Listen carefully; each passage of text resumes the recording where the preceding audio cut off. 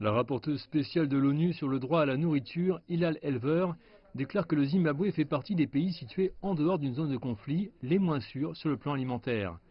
Elle appelle à des réformes pour venir en aide à des millions de personnes qui risquent la famine.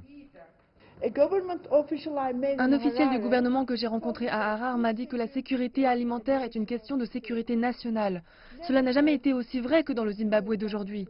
J'appelle d'urgence le gouvernement, tous les partis politiques et la communauté internationale à s'unir pour mettre fin à cette spirale de crise avant qu'elle ne se transforme en grand conflit. Des mesures doivent être prises au niveau local pour respecter les obligations relatives aux droits de l'homme et sur le plan international pour lever les sanctions. Le gouvernement du Zimbabwe a commencé à distribuer de la nourriture à environ 60% de la population victime d'insécurité alimentaire suite à la grande sécheresse de 2018. Chaque semaine, chaque jour, nous distribuons de la nourriture dans les régions rurales, mais aussi dans les zones urbaines, pour la première fois cette année. Bien que nous soyons encore confinés à Harare ou Bulawayo, nous comptons développer d'autres centres.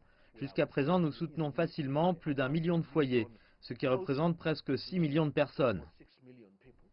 Ceux qui attendent l'aide espèrent qu'elle va s'accélérer. Certains sont à 2 doigts de mourir de faim chez eux, selon Xavier Roussiquet de Epworth, la banlieue pauvre de Harare. La situation alimentaire s'aggrave avec l'inflation galopante. Même si on me donne un seau de maïs, je n'ai pas l'argent pour le moudre.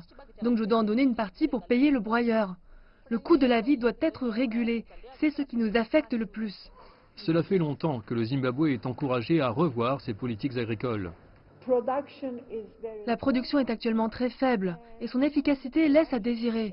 Il faut donc une réforme de la politique agricole dans le pays pour faire en sorte que la nourriture soit disponible.